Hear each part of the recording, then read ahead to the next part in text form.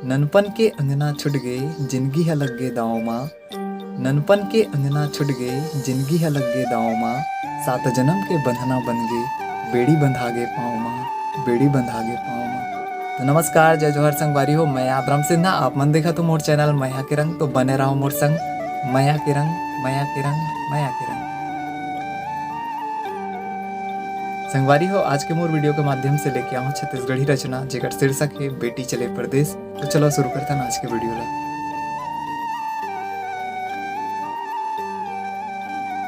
ननपन के वो अंगना छुट गए मैया के देश।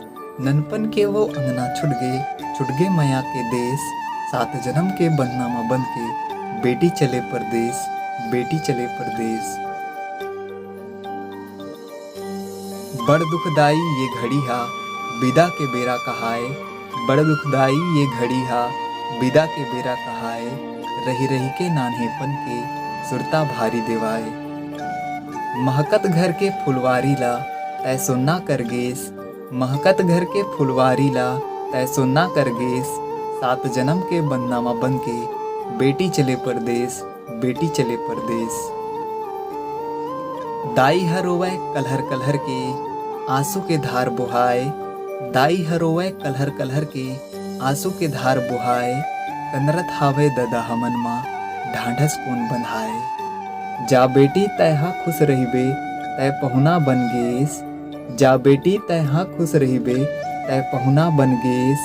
सात जन्म के बंधनामा बन के बेटी चले परदेस, बेटी चले परदेस।